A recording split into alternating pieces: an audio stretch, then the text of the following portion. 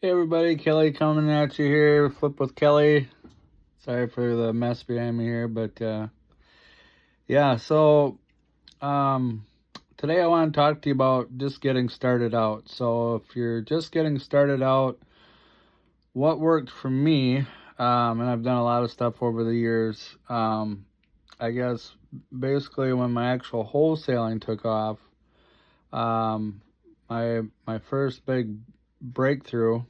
Um, I did a bird dog deal with I hired a we went driving for dollars essentially. Got Deal Machine app back then. I don't have that anymore, but back then had the Deal Machine app. We went driving for dollars a little bit ourselves, and then I hired a realtor. He had his license, but he wasn't a practicing realtor. I hired him to drive around three different counties, and he got two counties completely drove, and the other one he wasn't very far from having drove the whole thing, but then he quit. So, um, but he did manage to get one deal out of that. It's kind of a break even type of thing because,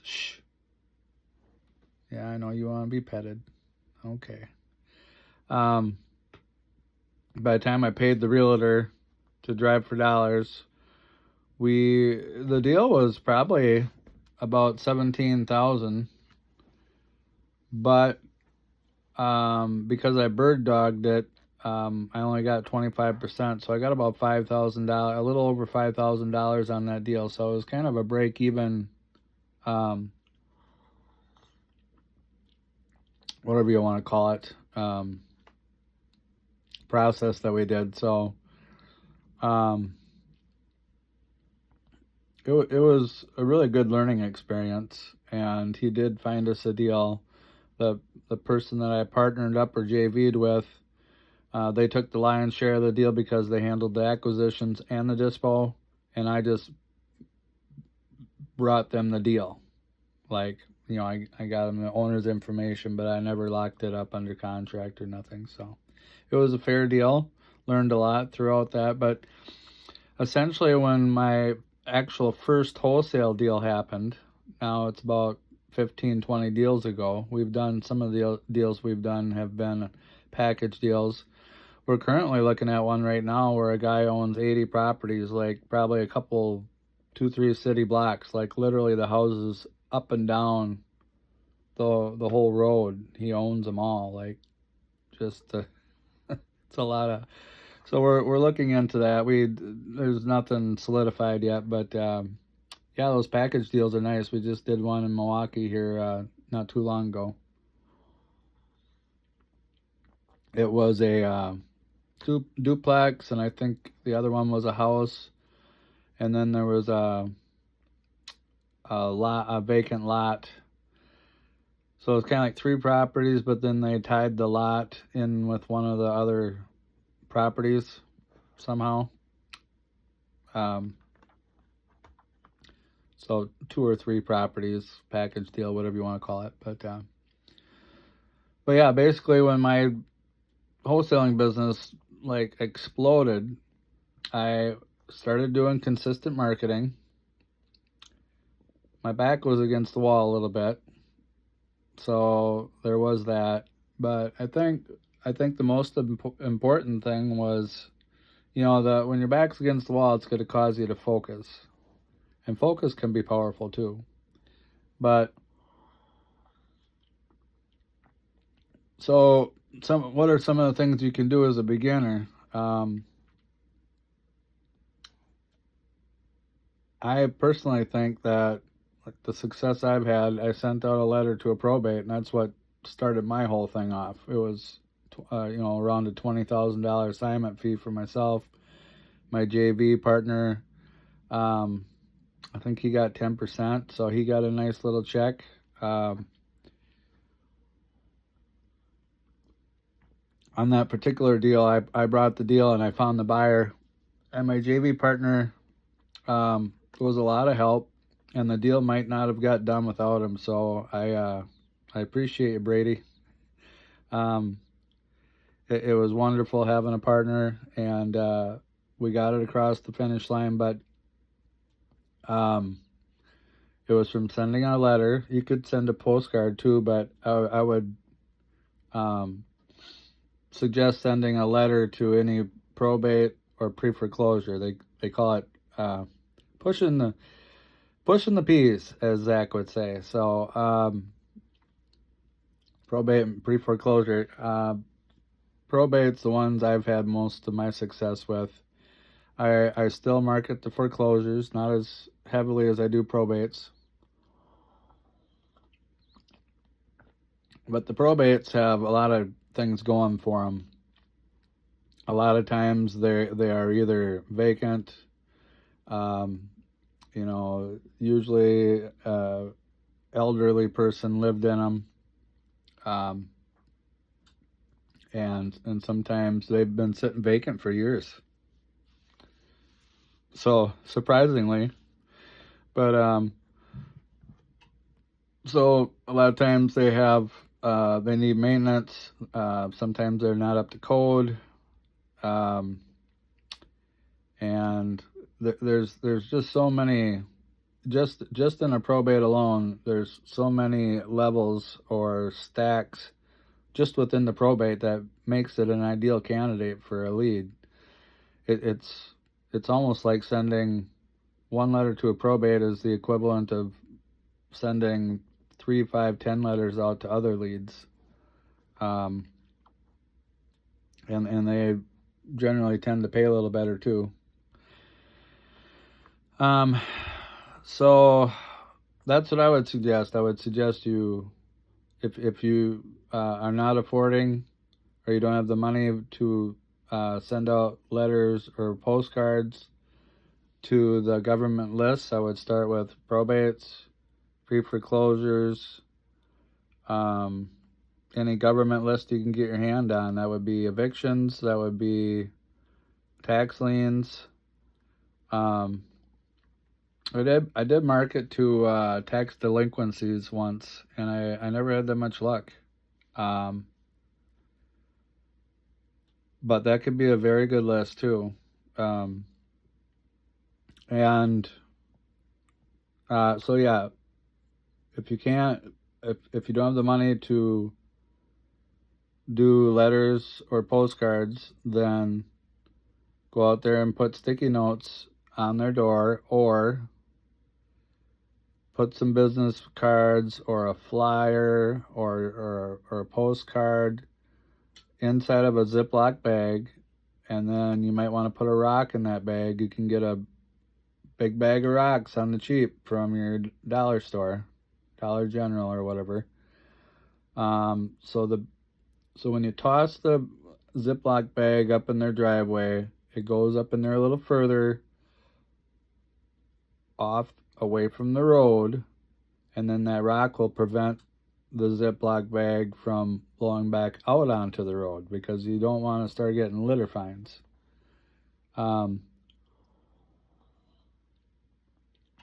still think sticky note on the door is going to be your most effective, more effective than the Ziploc bag. However, in the Ziploc bag, you can put your business cards, so you get to have a little more information on them.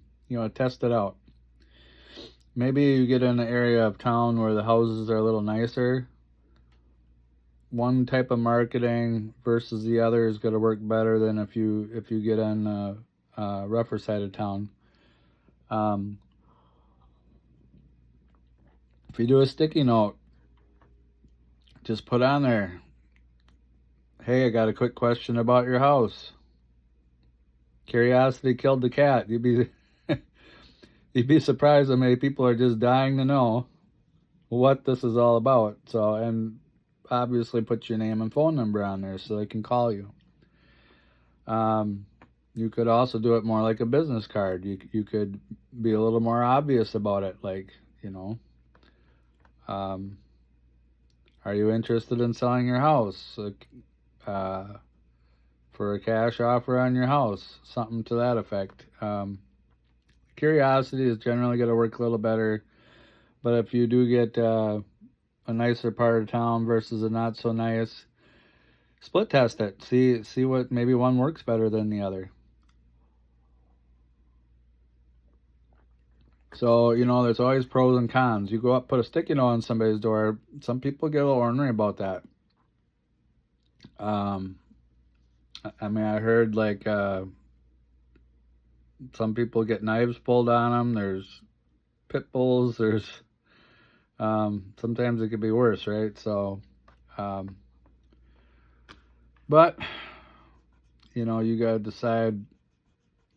You take a risk every time you drive down the road. So, so yeah, those would be the two big ones right there. Direct mail to the government lists. You can also cold call them or warm call. Befriend them. And text. That's it. You got bandit signs you can put out. Try bandit signs. Bandit signs might work great in your area. You put them in high traffic areas. Ideally, you want to put them up on Friday when the government shuts down. And then pick them back up on Sunday night. But that's up to you. If not, they might get plucked. But so direct mail, which also includes your sticky notes, to the government list, and drive for dollars. Drive for dollars means you drive to an area, get out and walk it, put your direct mail out, sticky notes or non-sticky notes, your Ziploc bags, get back in your car, drive to the next area in town, get out and walk that area, and somebody comes out and asks you what you're doing. Hey, my boss told me to put these out, or get your earbuds in. Just get them out there.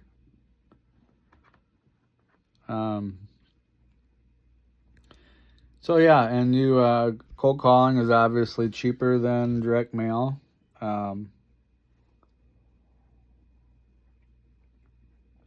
So it kind of depends on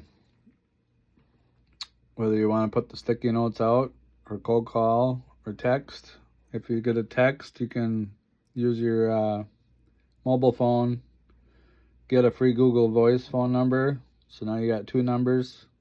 I believe you can send out two texts an hour from each number. So that would be, if you had one phone and one Google Voice number, that would be 4 texts an hour. If you have a friend or relative that has a phone, you could text with their phone number, their Google Voice phone number. And then when you get a little money ahead, get your ex leads. You can get phone numbers through them. I mean, that's another cool thing about ex leads. If your number's showing up as spam, like your Google Voice or ex leads, you can buy a new phone number and get rid of that spam. So you can imagine when it comes up on a seller's caller ID that you're spam. Well, where'd the trust factor go there, right? So, yeah, kind of know what you're doing a little bit. Call your buddy or whatever on the phone, see if you're coming up as spam, and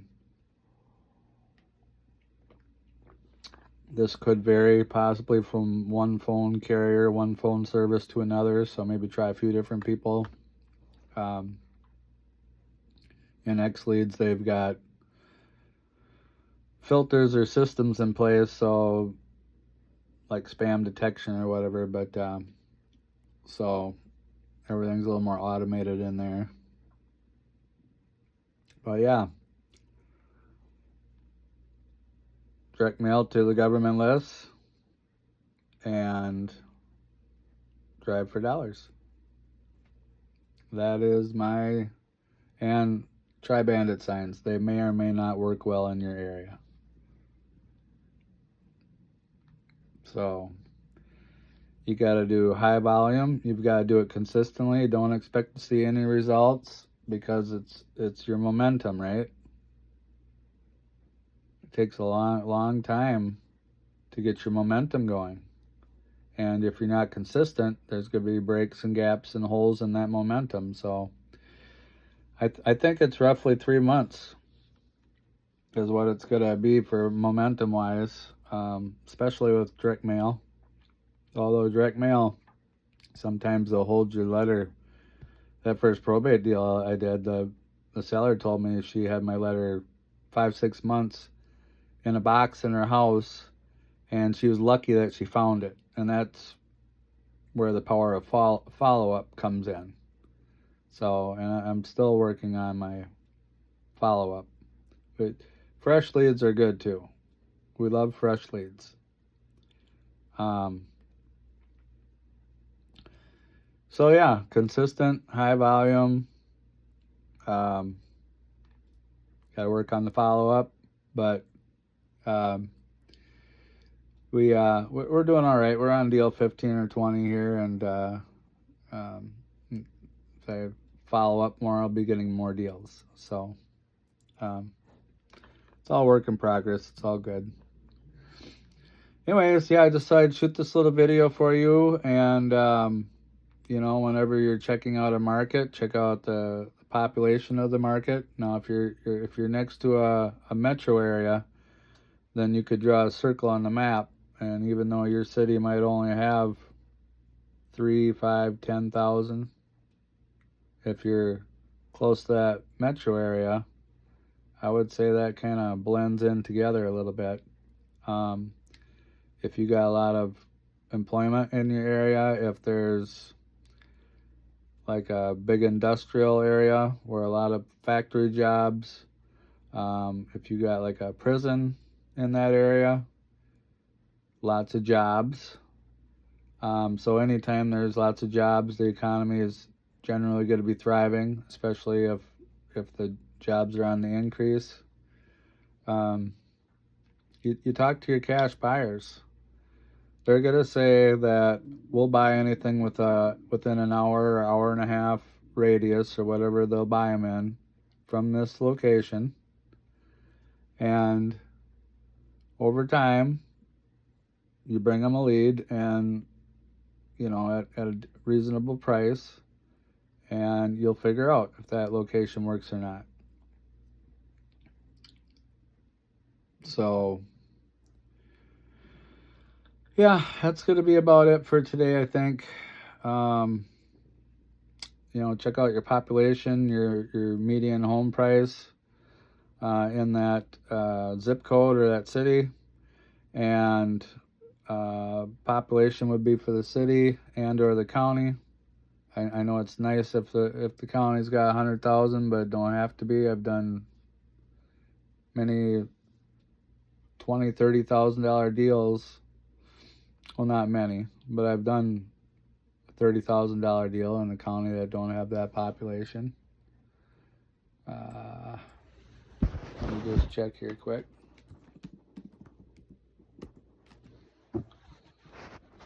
Yeah, so maybe above 50,000 for the county, but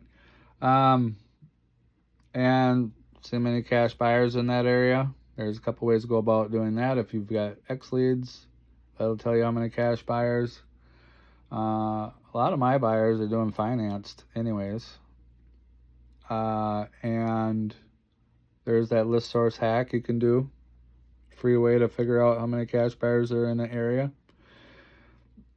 So, know your KPIs. So, I hope this helps. You guys have any questions, hit me up down below in the comments or go through my WAP link and we'll talk. So, be glad to help you out. This is Kelly. Any value? The like button. Have a great one.